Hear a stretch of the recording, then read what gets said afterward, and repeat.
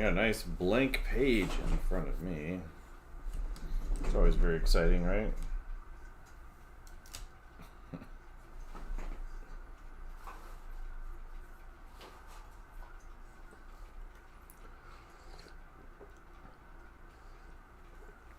Alright, more dinosaurs from Terryl Whitlatch today.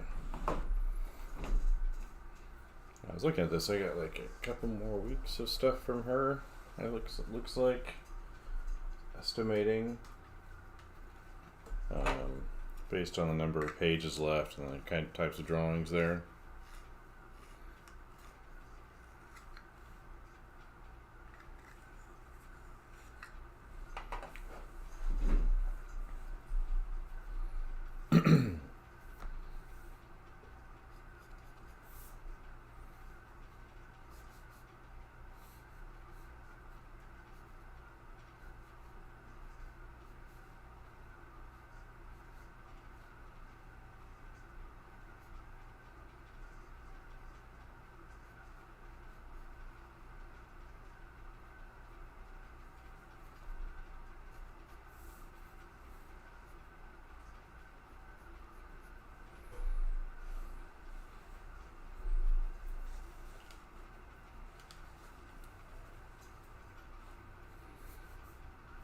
Alright, let's see, lake there.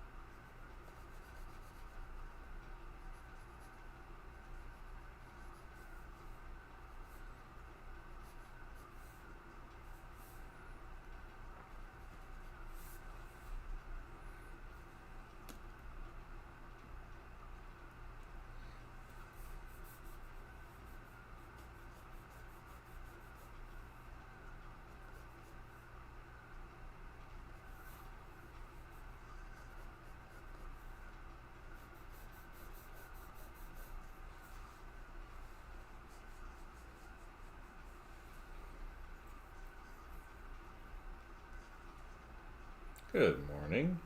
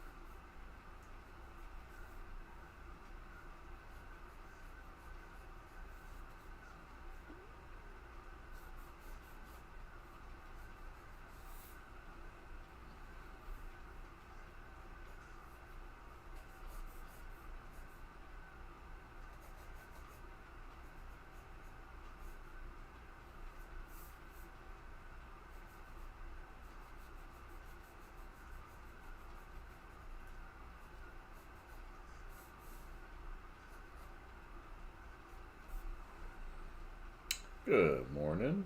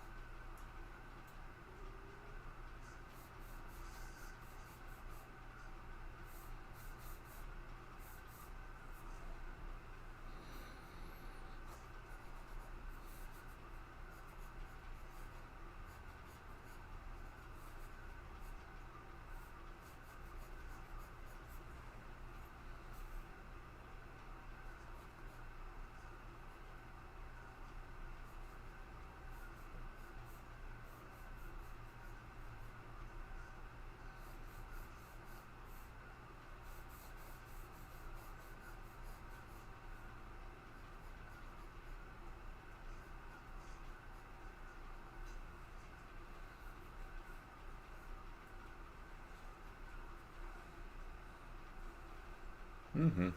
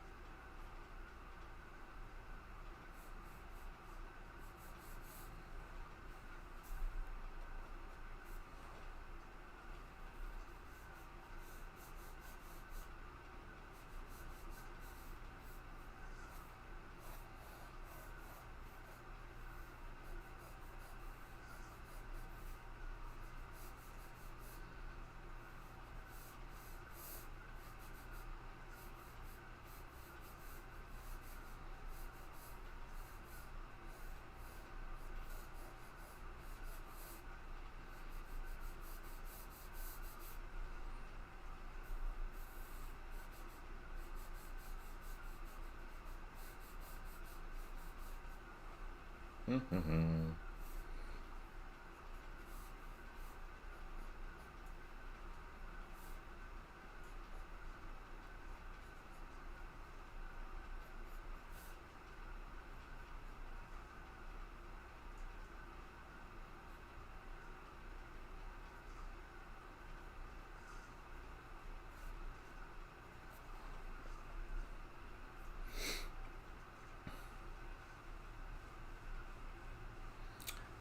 Working on a dinosaur drawing today.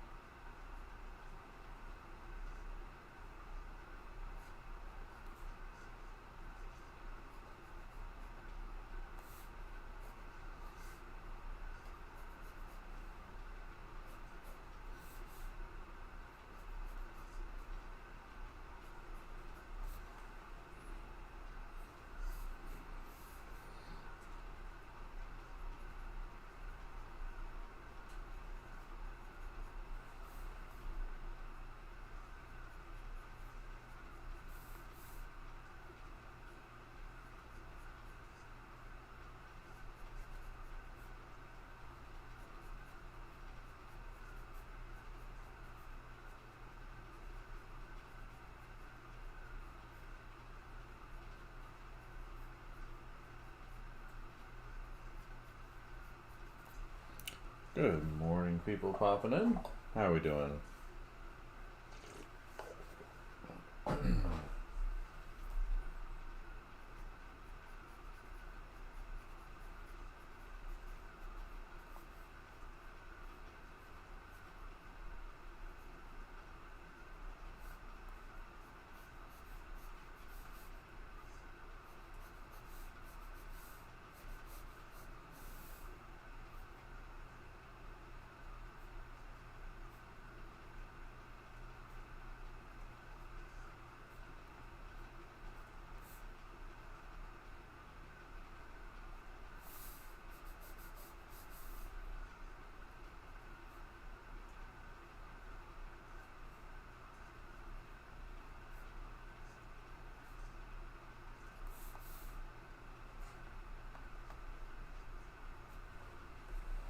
Alright, we got the bones sketched in. It says she go a little further down.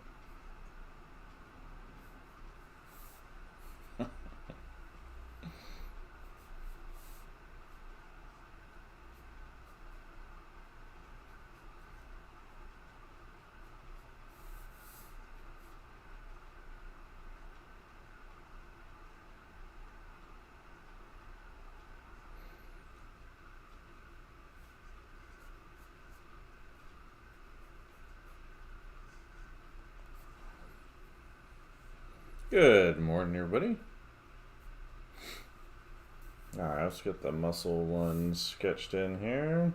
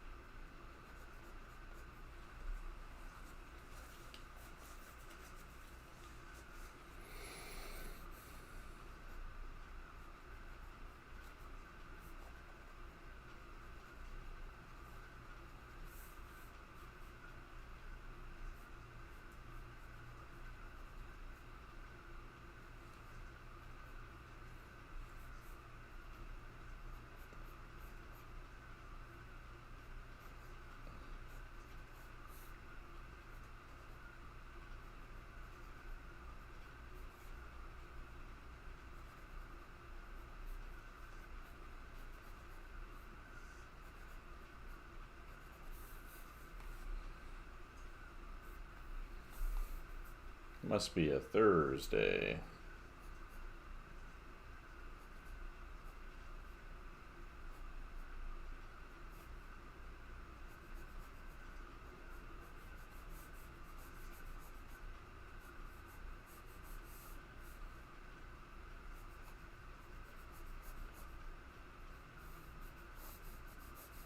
That goes up there.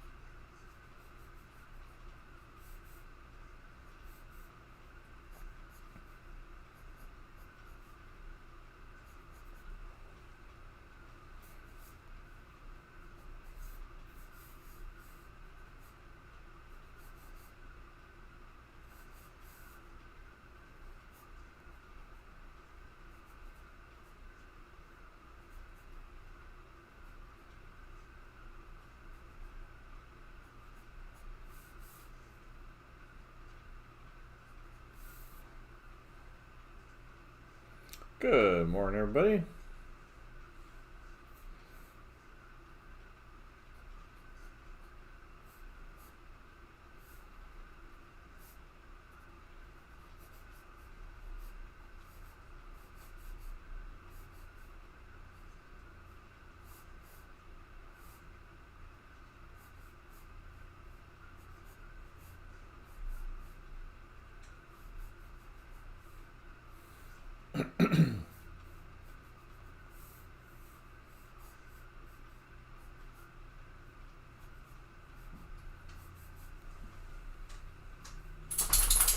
Yeah, Bosch. Good morning. Looking out the window? Out the window? Just a second. I'll be right back. Get the dog his window. Oh, you want that window? Window. Which is also a word that he knows now, right, Bosch? You know that word, window, huh? Yeah. Good morning.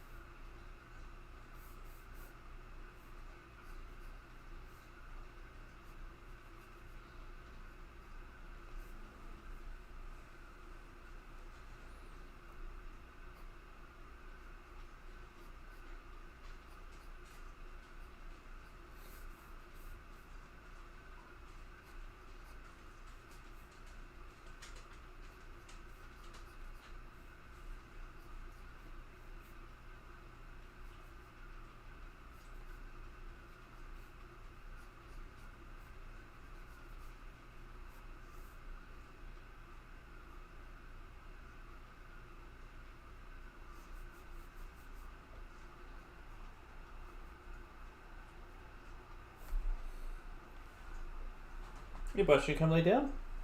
Come lay down.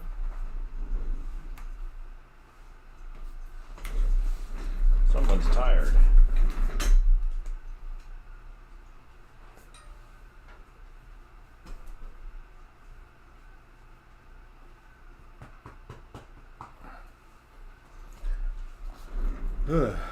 Sleepy dog.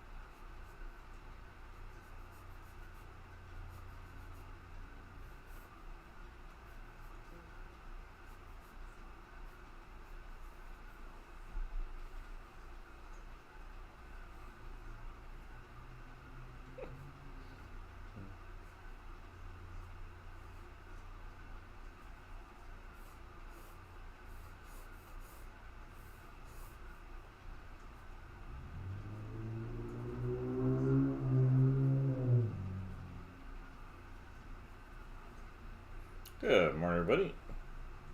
How are we doing for time here? 20 minutes in. Alright, probably should start inking soon, huh?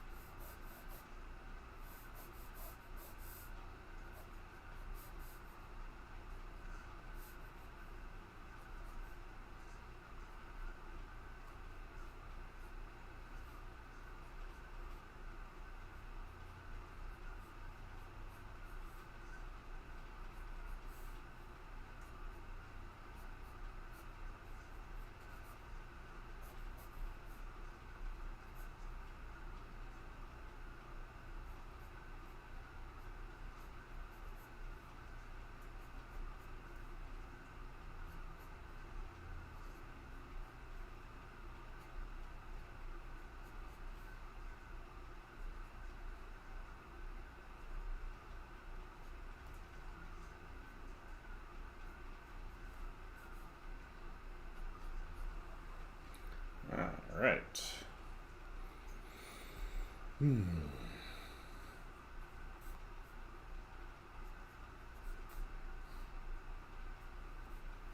Truth is a little larger than I think I probably should have, but that's alright. I could use the practice, right?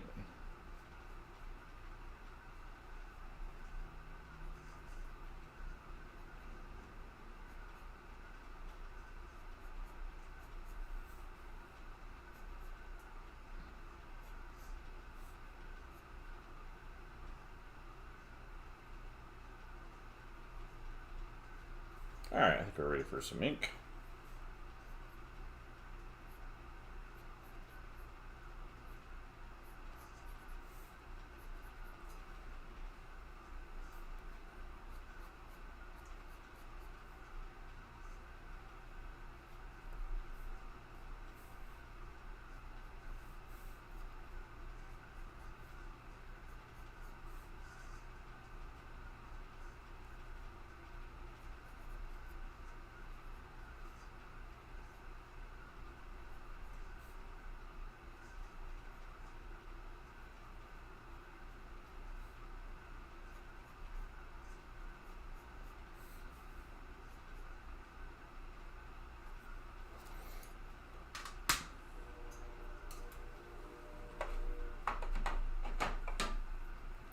Alright, good morning.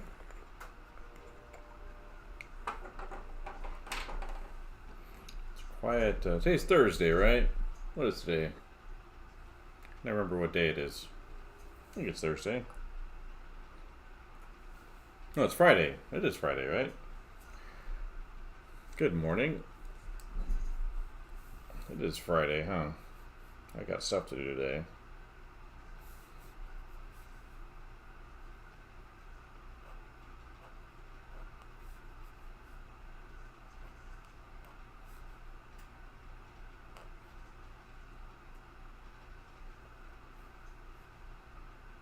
Yeah, today's definitely Friday. It's a problem when I'm kind of in the break mode between semesters, is I don't always remember what day it is exactly.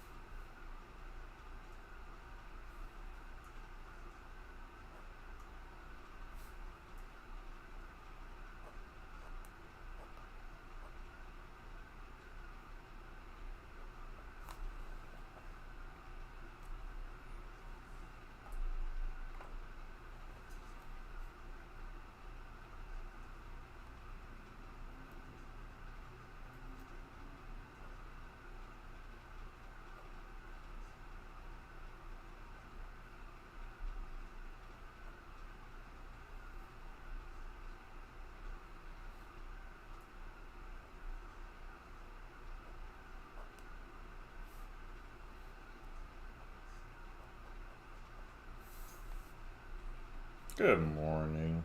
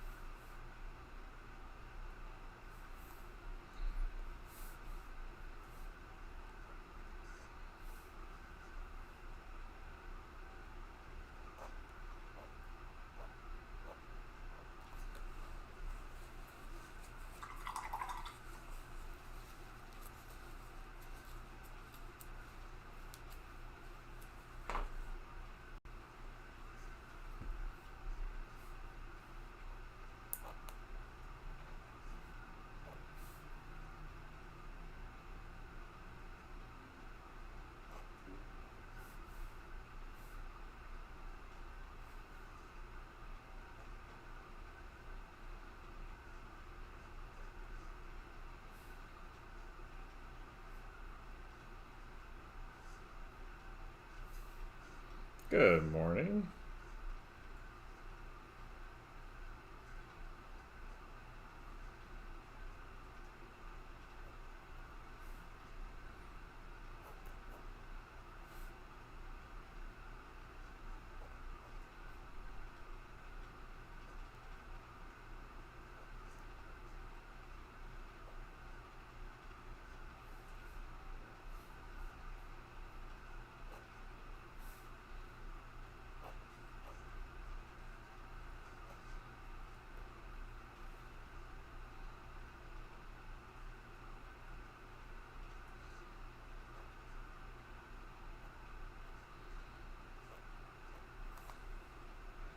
You don't speak English? That's alright.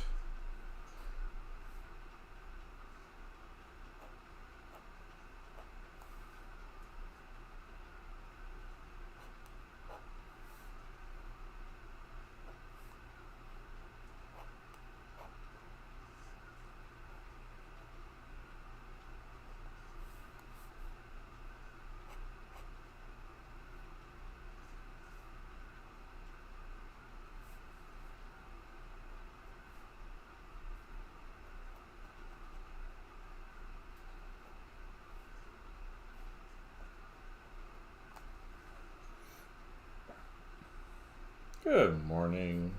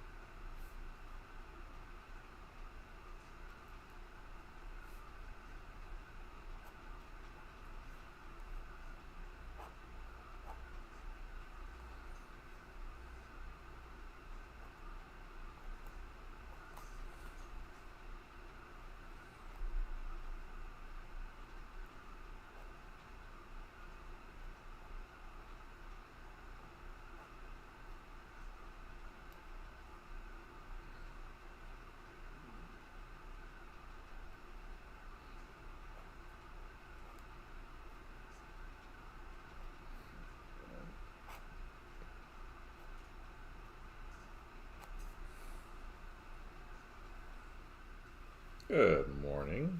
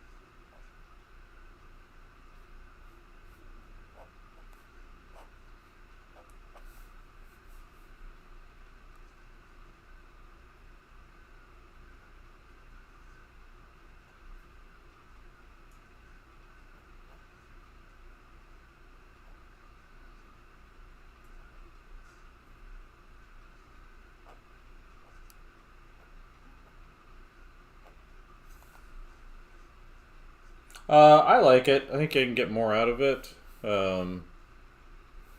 So I tend to prefer these over fine liners. A little more line variation.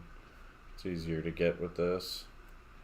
I do have some technical pens over on the side, so not fine liners, but the actual rapidographs, which I like using too. I also like the fact that they use real ink, as opposed to kind of that marker ink that you get with most fine liner type pens. I like fine liners too, but part of what I'm doing is just practicing this particular quill pen.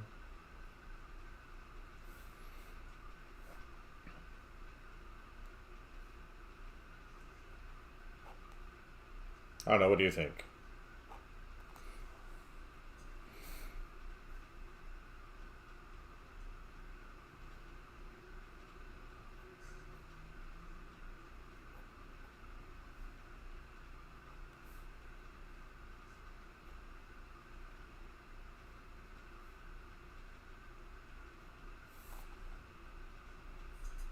Yeah, well, it happens once in a while. I think the blotting thing's a result of either the ink being too wet or putting too much on the quill. That's when I've kind of run into that problem. So I put a little too much ink on there, or it's too wet, or something like that.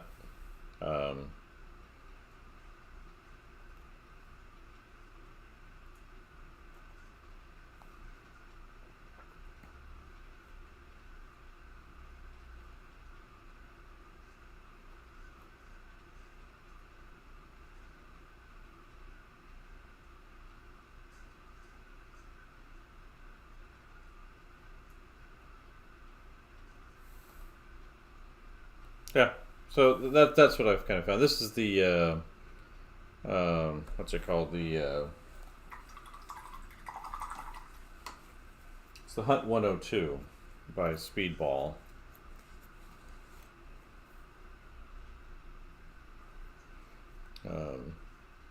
So yeah, part of the reason I like it is just because it's real ink. It's not the marker stuff.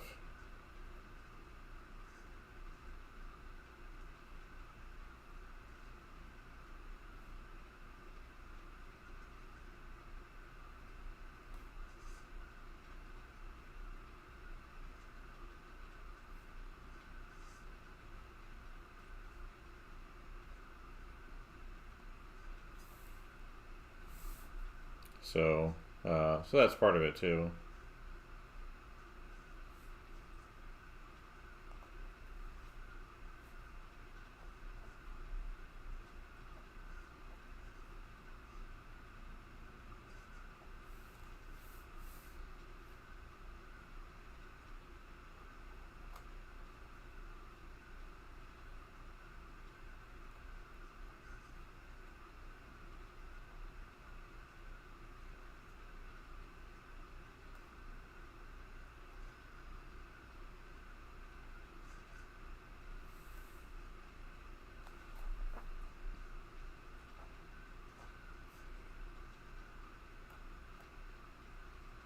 I like to whip out the brush too, so maybe I should do some of that here. It's a little speedier. Yeah, Hunt, Hunt 102. It's a very common inking nib for comics. Like if you look at say like Richard Friend, he's got a bunch of tutorial videos on techniques for it, or Jimmy Reyes is kind of classic kind of 90s inkers. They're still around, but they haven't gone anywhere, but that's kind of when they became popular. But this is been a common pen used for inking comics for decades. You can use other things, of course, but this is kind of like that standard, kind of clean, yet expressive nib.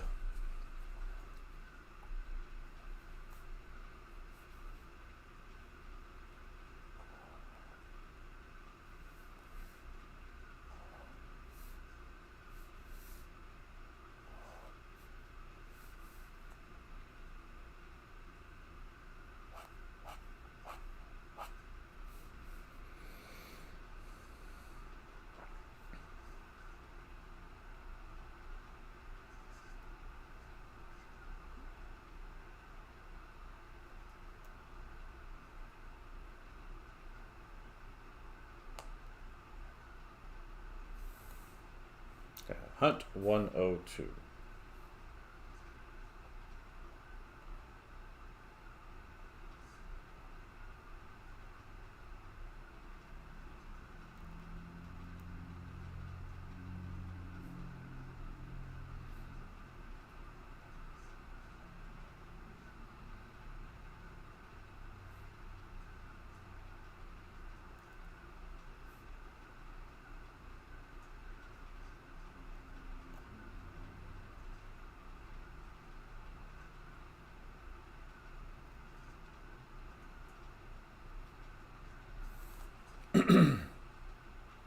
Yeah, well, yeah, it's pretty common. It's got some nice flexibility to it. That's why it's kind of, I think, known as a crow quill. So, based, I guess, originally on crow feathers.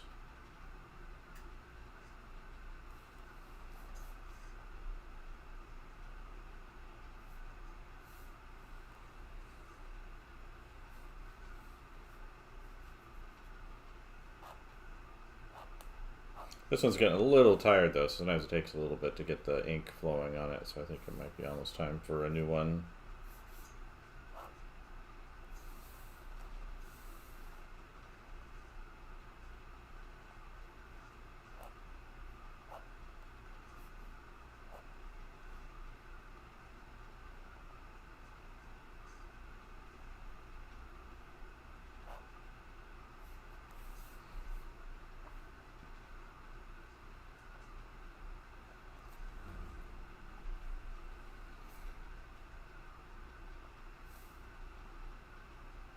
Yeah, yeah. It's just a little tip.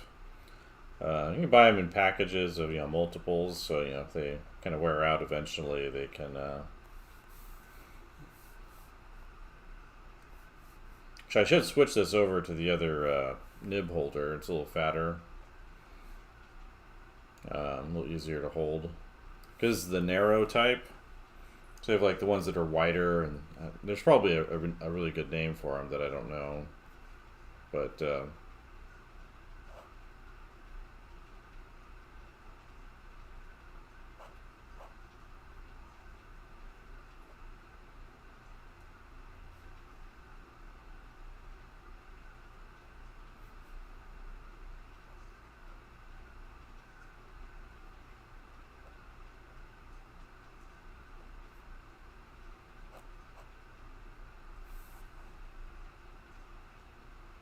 yeah. So yeah, it's kind of it's a fun one to use. I've got other ones that I like too, but mostly focused on this one because the fine kind of detail you can get with it. And let's see, I'm going to go down to here, and so one long stroke.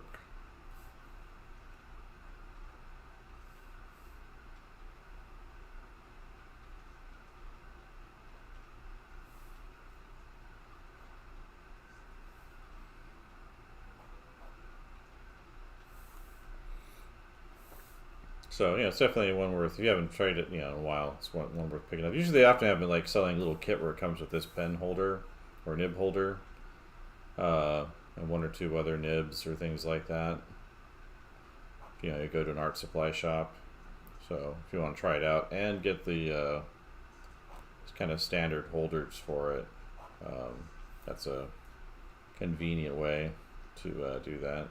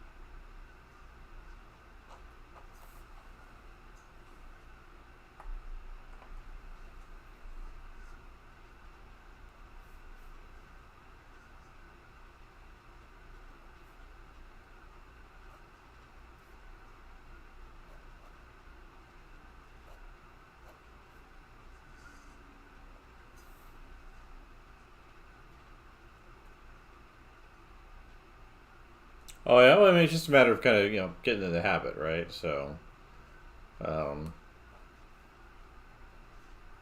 and that's part of kind of getting into the, I guess, the expressive capacity of the nib is understanding that it's better to kind of pull it one way, because if I push it this way, it'll shoot ink and a splatter off the tip, and of course damage the tip as well.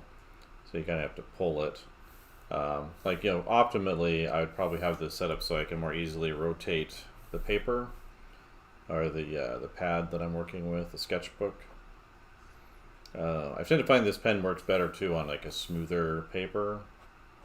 So this is a pretty smooth paper. Like I was doing a little comic experiment a while ago, and that paper was rather, I think, too rough, at least for me, to comfortably ink with a nib like this on there.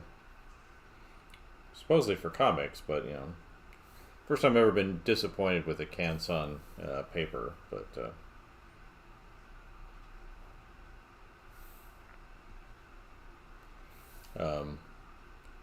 yeah, this is this company here. It's like Burn something or other. I really like the paper. I wish I could find like a larger. I mean, it's definitely a Bristol paper, but like you can watercolor on this stuff. You can paint on it. Like it's a pretty tough paper. Doesn't seem to like bend very much. It's expensive. It's like $30 for a sketchbook. No problem.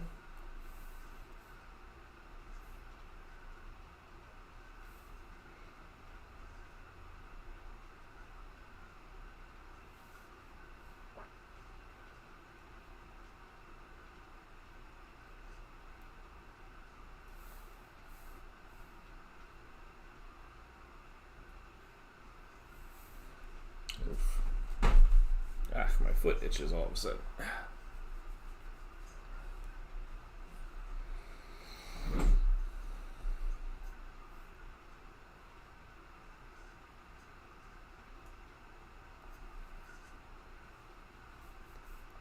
But yeah, if you go look up Richard Friend and Hunt 102, he's got a lot of really great tutorials on how to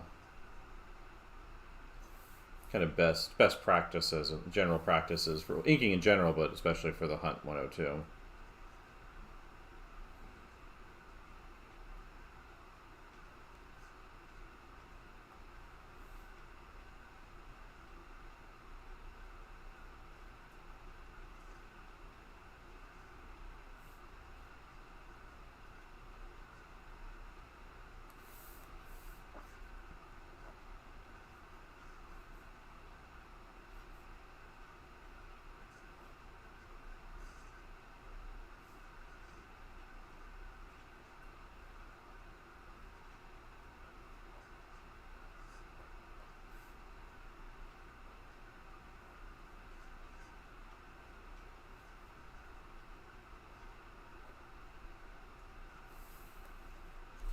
Have a good one.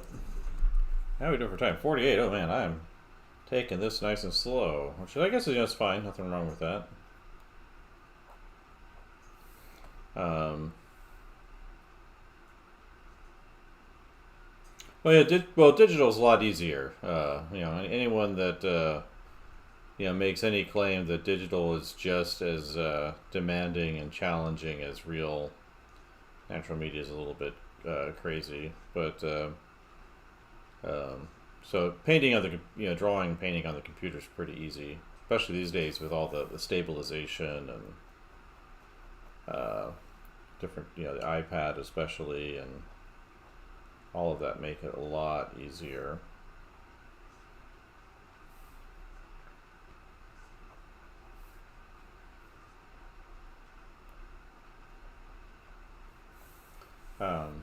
So yeah, I don't get. I mean, there are things that I like about digital things that you can do that are different than traditional media sometimes. And there's nothing wrong with it, but learning to do it on the computer or on the iPad's like it's not that big of a deal.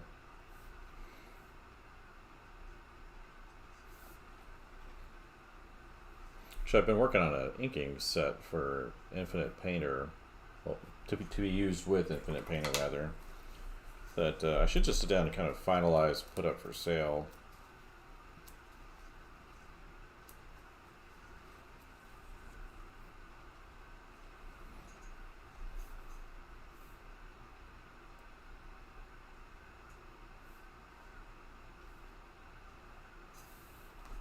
Alright, let's get this tail in. Alright, scoot over.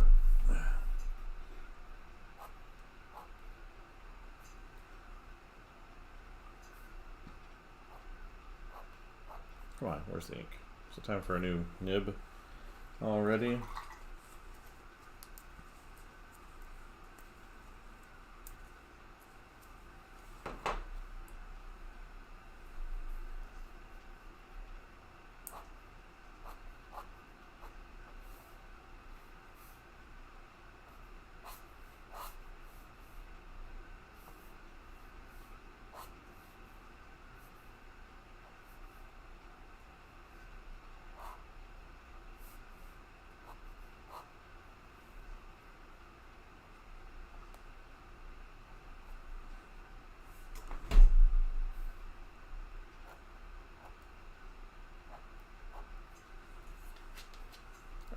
Ink.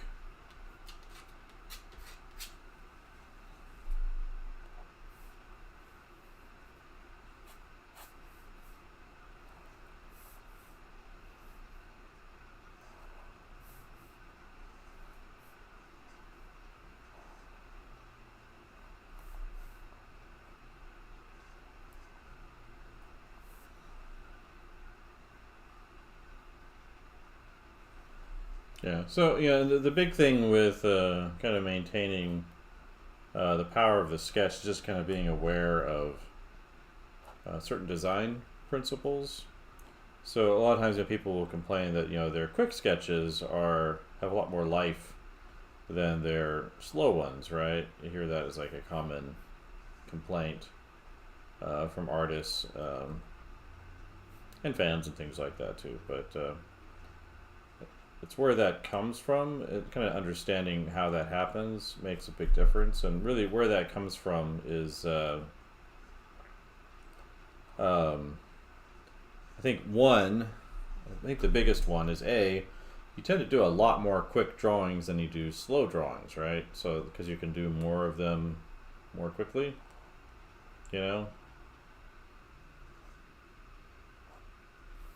So I think part of that's just experience, right? So if you're kind of only doing quick drawings and you don't do a lot of slow drawings, your slow drawings are going to come off lifeless. They're not going to be as nice as the quick ones, as the sketch. So I think part of this is doing more slow work, the detail work, the careful work, the high craft work, and that will, I think, help with that particular issue. And so a lot of times, when you're doing that slower work, you invest in it more, so you also tend to stiffen up.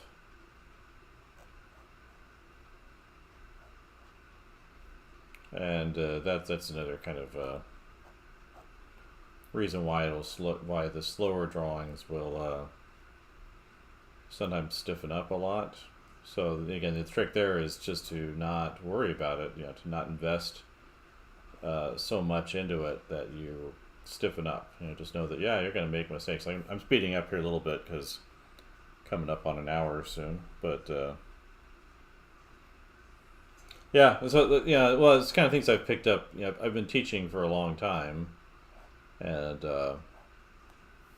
that's definitely one of the things I've kind of noticed is there's an emphasis, because I've worked a lot with illustrators and animators as a teacher, and there's an emphasis, especially in animation, of doing the fast drawings, right? Because they need to do a lot of drawings really fast. They need to get really good at the figure, and they tend to, I think, overemphasize gesture drawing within animation majors.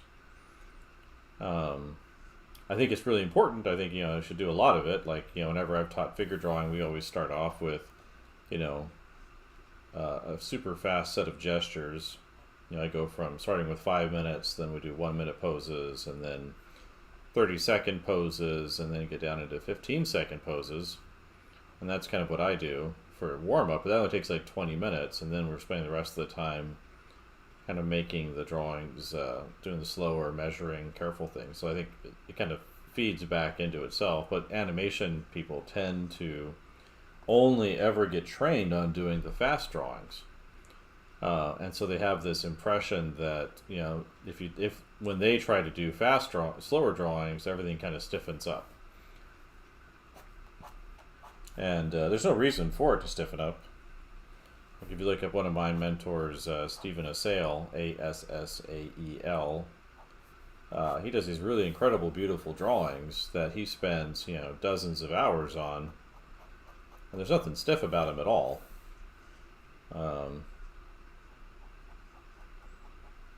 And so a lot of that's kind of learning to articulate the forms and the atmosphere, the subtle changes in anatomy.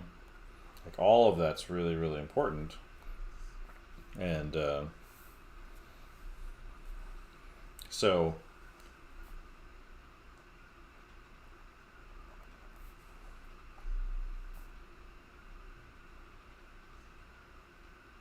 yeah, it could be that the ink getting a little dry too. That can cause the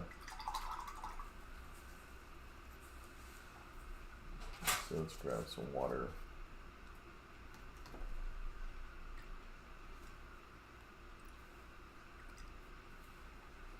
Let's see if that helps.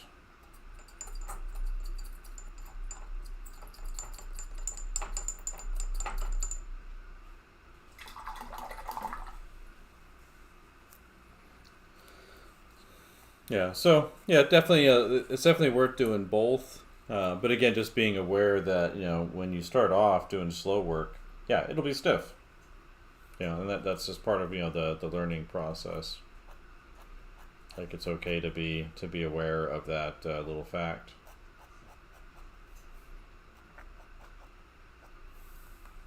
There's all kind of intermediate drawings too. Like a lot of times the animators and things, they'll consider like a 3-hour drawing really slow. And for me, that's kind of like a normal length. I think of a slow drawing as one that you spend multiple, sessions on over several days.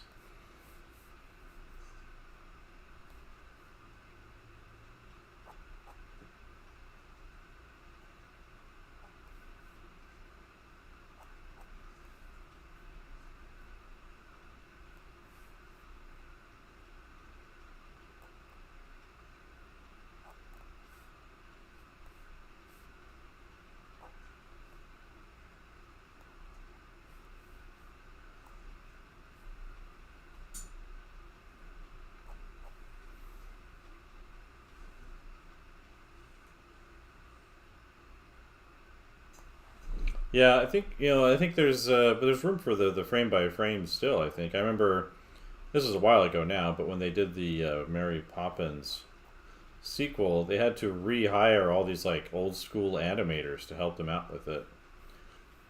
And I think with all this AI, so-called AI, because it's not actually artificial intelligence nonsense going on, that I think there's going to be a lot of space for people that do legit work and show their work.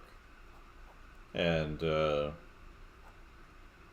I think, frame by frame animation is definitely kind of in that category of like showing your work.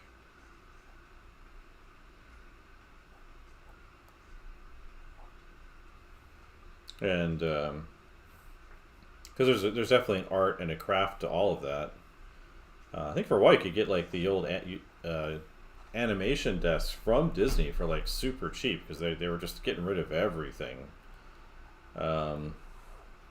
Back when they shifted all to 3D, they were just like chucking stuff out the door.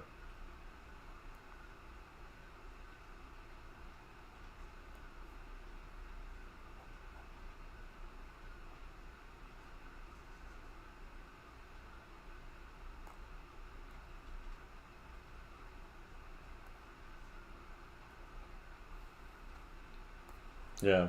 So, um,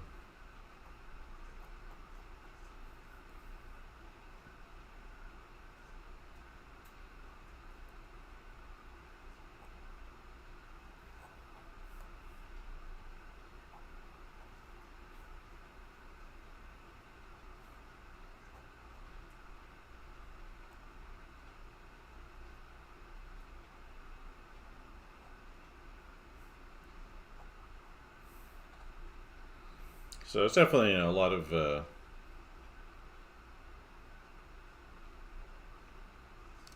possibility out there.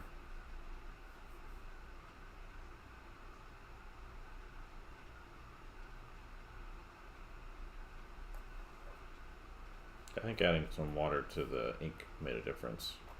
Usually, a couple of reasons why the nibs will kind of stop working. One is the nib is getting loose or dull. Others, maybe your ink is getting dry. So it looks like it was just getting dry.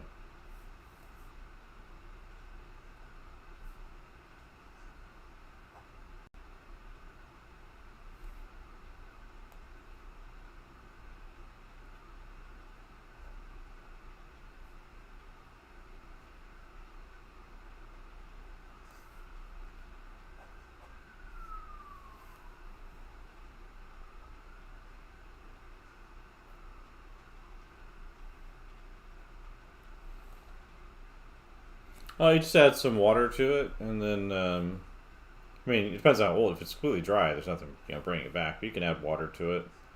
It's water based, usually water soluble, and stir it up. So it's not that big of a deal. It's like I'd have a big bottle of ink, and then I put it into a little jar. So I have like a little jar right here, little mason jar type thing. I bought a pack of them, like at Target or something. Um, and so I just put ink in there, and then if it dries out like it just did, I usually grab a sponge or something, or take it over to the sink and add some water.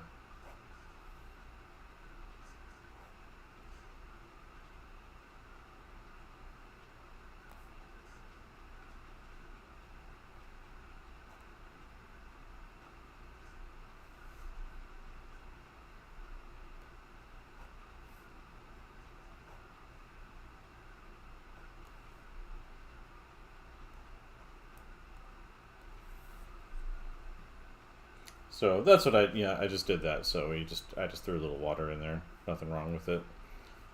Stir it up. The material that's in there is usually burnt. Well, it's carbon. Usually that historically at least that's made from bone. So they'll take animal bones and burn them up and then put them in there. So like if you buy ivory black, right, from as an oil paint color or a acrylic or gouache or whatever. Um, that's it's made from bone. So you can also buy like bone black or ivory black. If it tends to be kind of just a straight black color. If you get like there's bluer blacks, and those historically were made from burning plant material. I think a lot of times these days they just add blue into it, but historically they were made from like burnt plants, and so they would kind of lean into a colder black than the bone blacks would.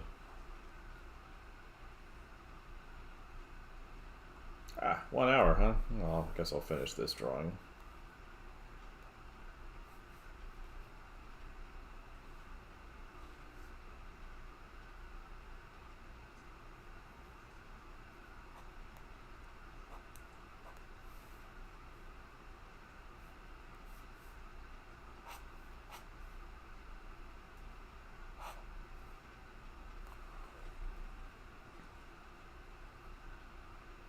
Yeah, it's the art kids would call that meta, not metal. It's very meta, right? Drawing bones with burnt bones.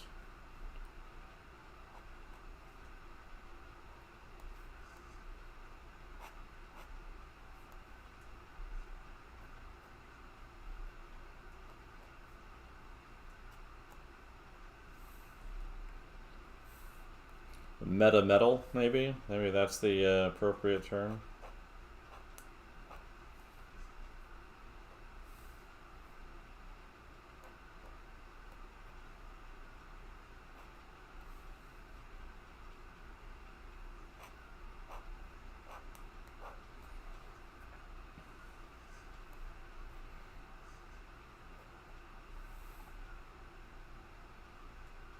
Oh, that's fine. I don't mind talking while working. Plus, it kind of gets me ready for teaching that starts up in, I guess, a week and a half, something like that. I think we have a Friday meeting next week. I'll have to check before the semester starts.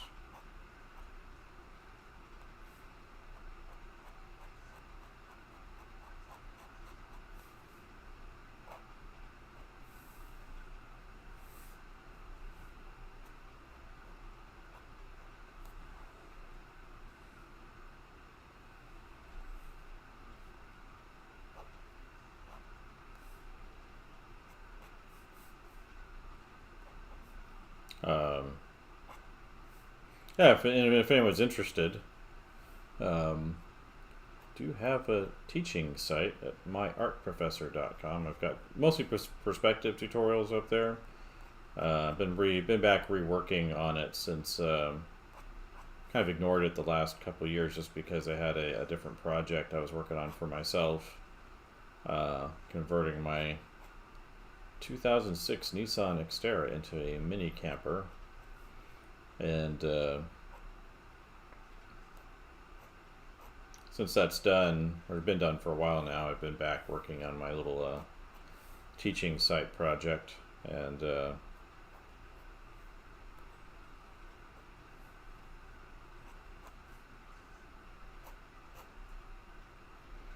so definitely check that out if you're interested in that stuff. Hoping to bring a lot more things to it. I've taught pretty much, like I said, I've taught everything that doesn't move. So whether it's this kind of drawing or figure drawing or concept art or digital painting, a bunch of things I've taught over the years. Oil and landscape and anatomy and perspective and drawing. Kind of want to bring all of that in there because I have a way of kind of linking all of the information together, and in a way that I think is a little bit unusual just because of my background in what I've taught.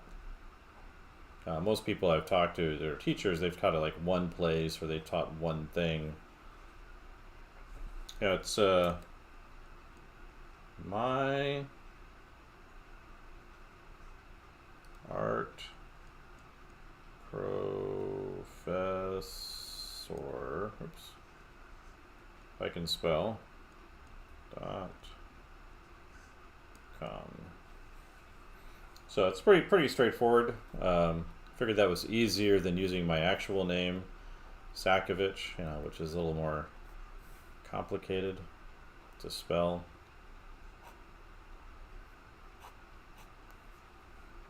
And yeah, so I've got again, it's mostly perspective stuff, but it's not just like boring perspective. It's like perspective as a tool for design and narrative solutions. And so because perspective tends to be taught in like a really boring way, and when I was teaching it at the last university I was at was Ringling College of Art and Design, which is a really good design school in Florida. I'm at a different university. I got tired of the weather down there, but I put together a course for motion designers that dealt with perspective, and anyway, it teaches like multiple things. You learn like exact perspective, but you also like learn to use it for different purposes. And one of the things I do This course isn't quite up there yet. It's the next thing I'm going to do once I get this these other kind of maintenance things done is kind of put perspective in the context of lenses.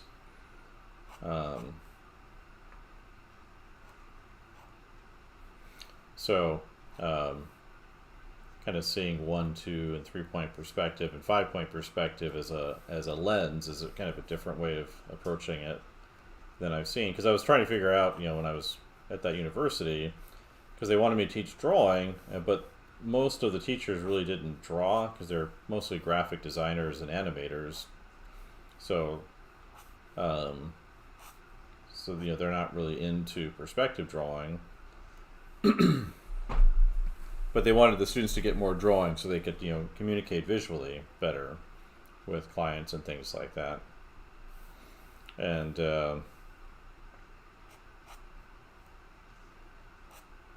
so in talking to them and looking at what the assignments were that the students had for the different classes, I kind of realized that would be the way to go, is to teach the technical stuff so they kind of get in deep with the content, but give it like a better purpose than just like learning perspective, giving it a real design problem to solve. And so I have 4 of those 5 projects up now as courses on the site, and then a deep dive into 1 and 2-point perspective as a separate thing that I did originally. It goes into a lot more of the particulars of it. It's funny, people kind of freak out about technical perspective, but it's really not that bad. Really what it is there's like 5 or 6 things that you do in it, including I think the setup. You just kind of do them over and over again. There's no math involved. It looks like math, but there's no actual necessary math. I mean, you might have to do a little addition and subtraction, but you're not doing anything, beyond that. If you can count and remember like 3 or 4 numbers, then it's not that bad. It's like to do a proper perspective setup, even in traditional media, only takes like 10 or 15 minutes, which is funny because you kind of show that to people and they freak out a little bit, because I think 2 things happen. One, they're like, oh, that looks really complicated, but it's really not. And B, they think they expect it to be more challenging than it is, so they don't often believe that it's actually that simple. It does take time once you kind of get into the drawing. There's definitely that aspect to it. But doing that technical perspective, it also kind of shows you what things actually should look like, because a lot of stuff today is it's based off of tracing 3D models or using perspective grids on your iPad, and typically those perspective grids on your iPad, once you learn technical actual perspective, you'll find that they tend to be too narrow, so they tends to pinch your view, which isn't generally what people want. There are stylistic reasons for doing that, but generally speaking, that's not someone's intent. And that's where kind of thinking about perspective as lenses really helps, because you kind of understand the distortion effects that are happening, and you can make choices about that rather than just like accepting whatever it is that you're getting.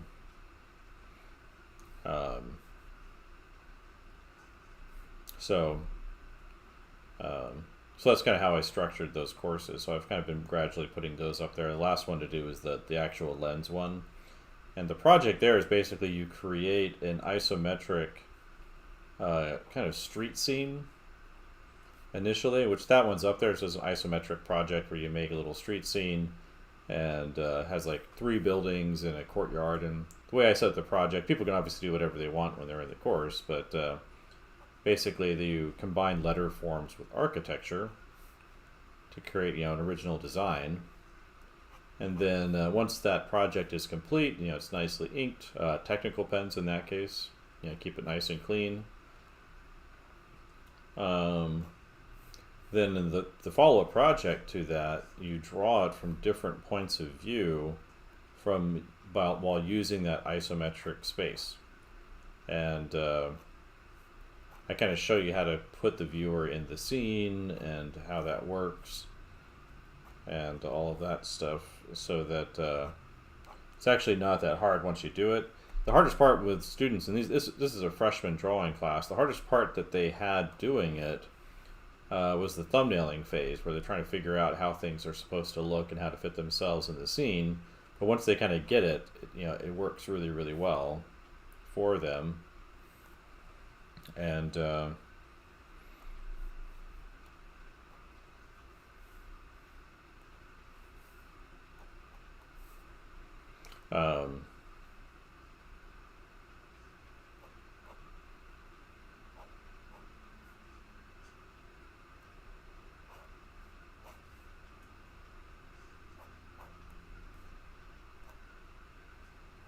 so yeah, that's that fifth project. Yeah. The main thing for me finishing that one, I've got all the demos really done. It's just the final example projects where, oops, there's your drip. Right? It's too wet. There's the drip. I turned the nib in the wrong way rather than turning the paper.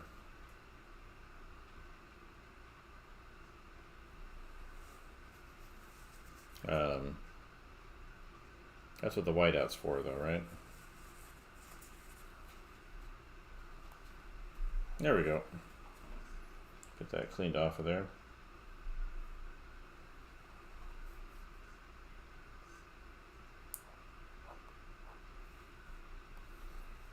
Yeah, so that's the so it's a project sequence that kind of teaches you technical perspective, but in a way that makes it more useful and meaningful for actually doing art, not just doing a technical drawing.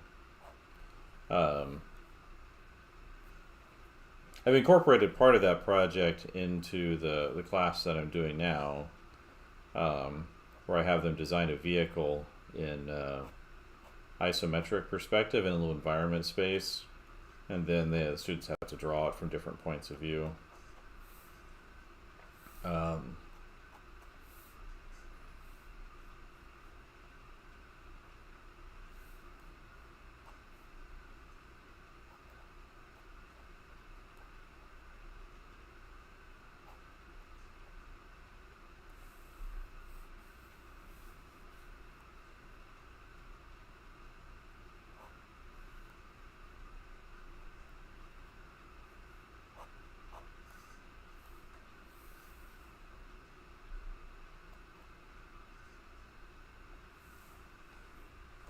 Alright.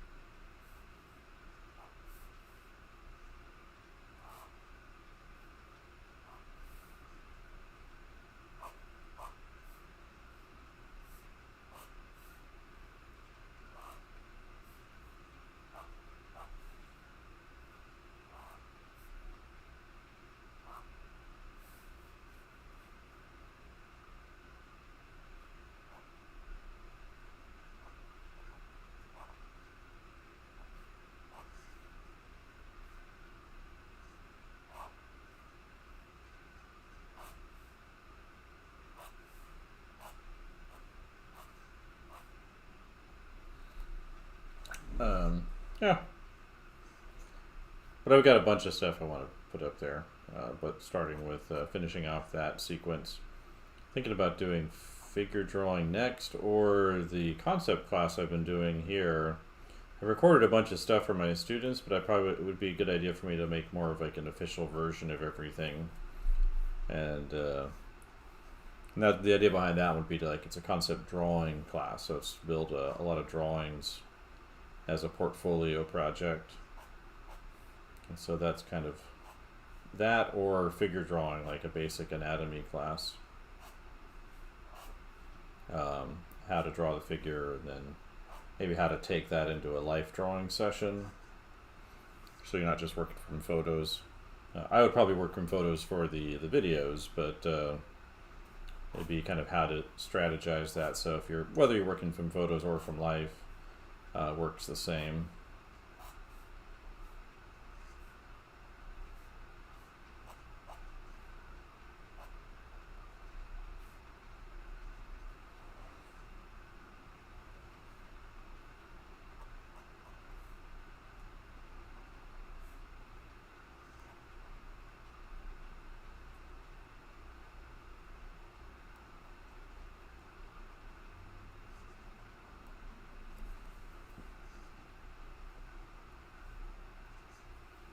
So, yeah, check it out. I have it set up with like a 14-day trial period. There's like a set of free stuff you can. There's like a free membership course thing on there that you can access. That has like a bunch of stuff in it.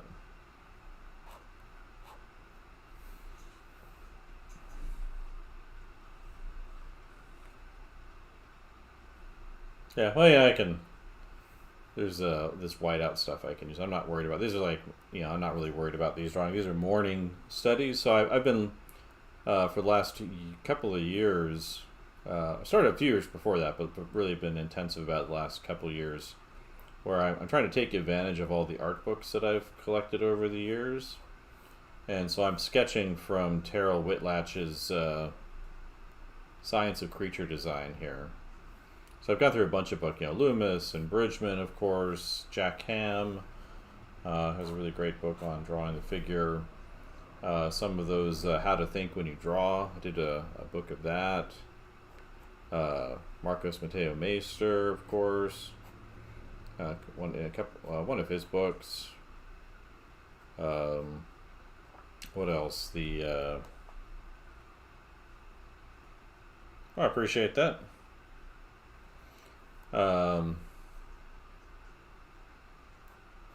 What do we got?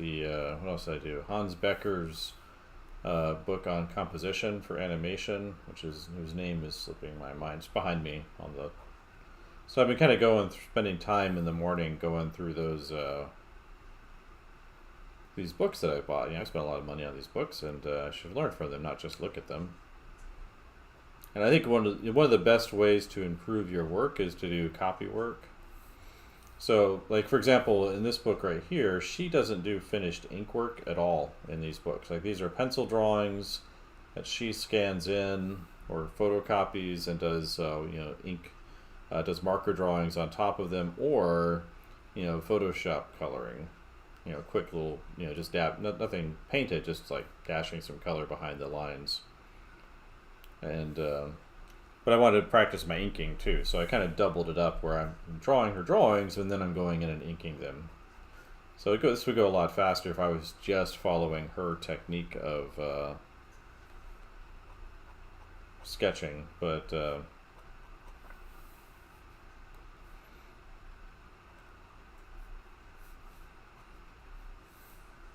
this week I've been working on getting some testimonials from my old students at Ringling, mostly, and so that's been kind of fun hearing from them, seeing what they're up to.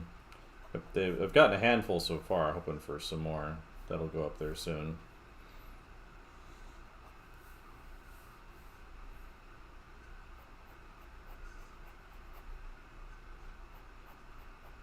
So that's what I'm drawing here, in case anyone's wondering. This is I'm looking at up here is Terryl Whitlatch's book, and so I've just been cycling through some of the books, saying what could be really good.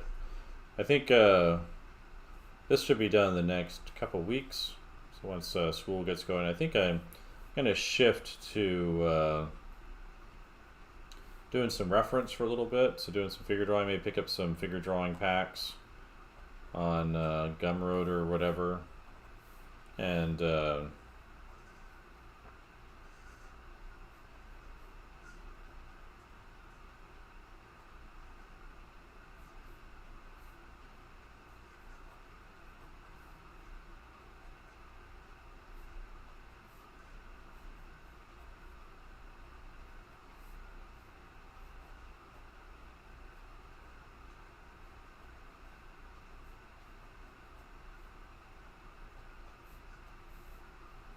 Uh, um, yeah, so I've been thinking about that, taking a month or two to do that kind of thing as opposed to drawing these dinosaurs or more imaginative thing. I was thinking about doing the Marcos Meister book.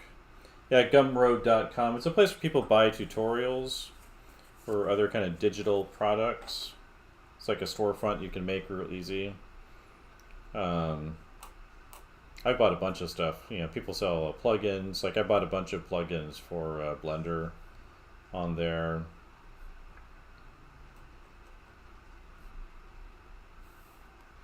All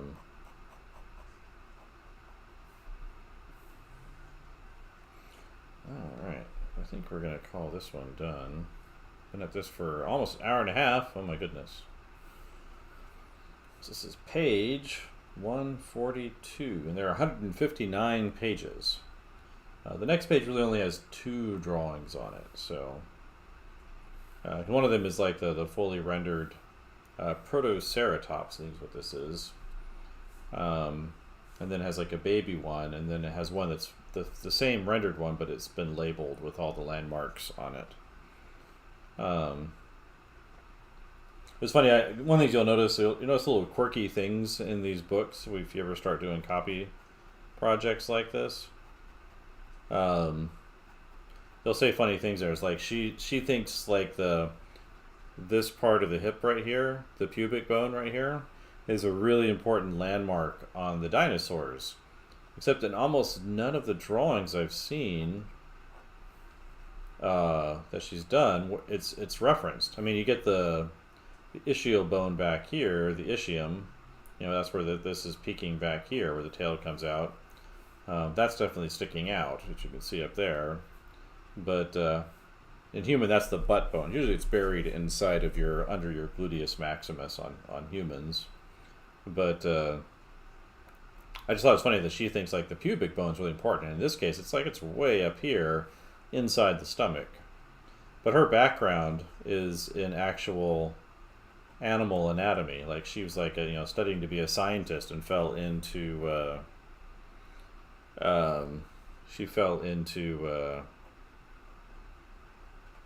film and game design, creature design, that kind of thing. Maybe I'll whip out one of my brushes here. Just do a little bit of that. Alright. I like using these Sumi brushes, but I thought maybe just knock out some of the shadows with that.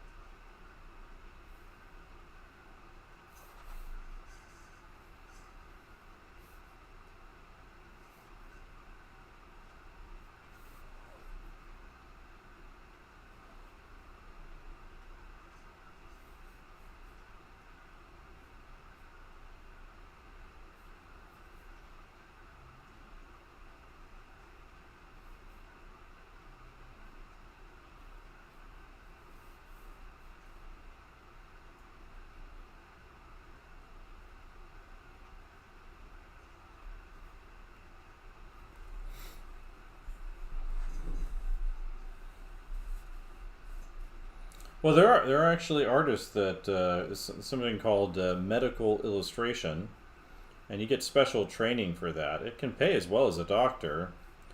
There tends to be a lot more 3D with it today, and it's actually an area where, like, if you check one of my recent stories, it's about paleontologists complaining about AI being used for dinosaur illustration or ancient animal illustration, and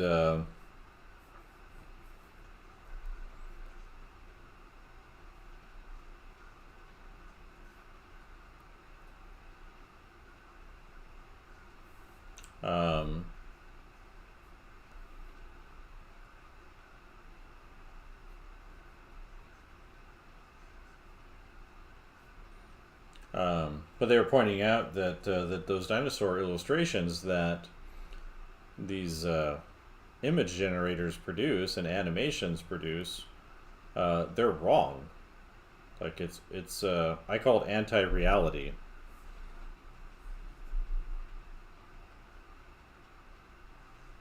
Oh, yeah, that can help too. Like there's a little there's the tragus, the antitragus. There's the concha, which I think is the hole of the ear. Um,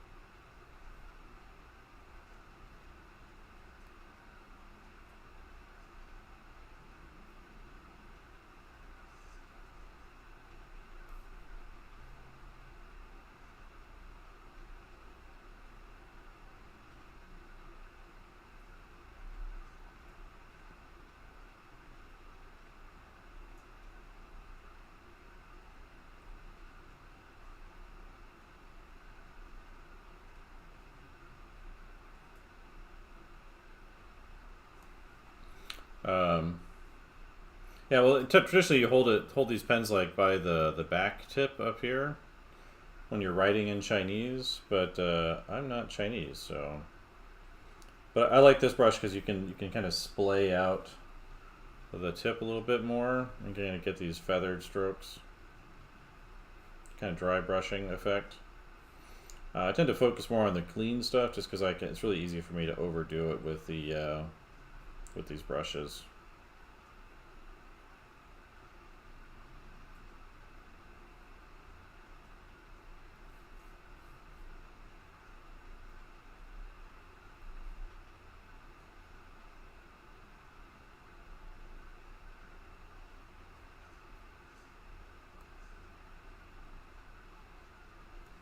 Anyway, that's fun, using this.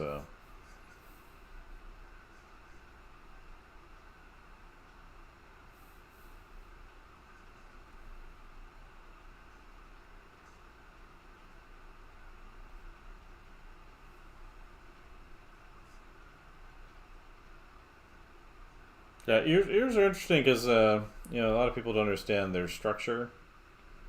It's not that hard to understand, but there's a whole thing where if you don't know what you don't know, it can be hard to kind of pay attention to understanding what that is.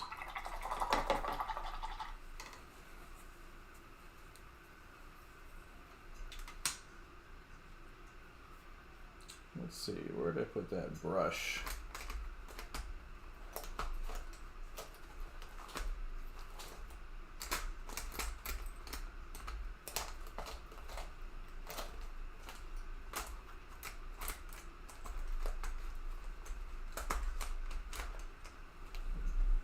Alright, let's close this up. I've got myself my fancy Kolinsky Sable brushes. This company no longer makes them.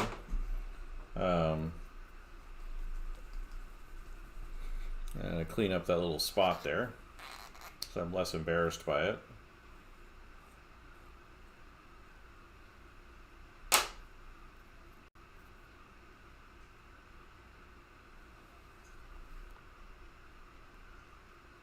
Yeah, there we go, some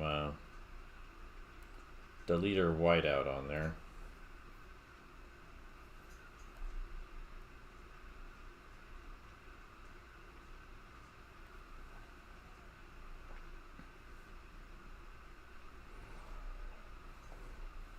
I have a separate tub for cleaning these brushes off when I'm using white.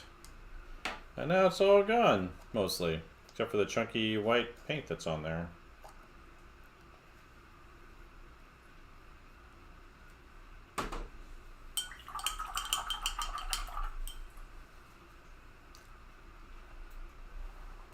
Alright, well, thanks everybody that came in. I appreciate it. Got a little longer than I anticipated, but have a good one. We'll talk at you later.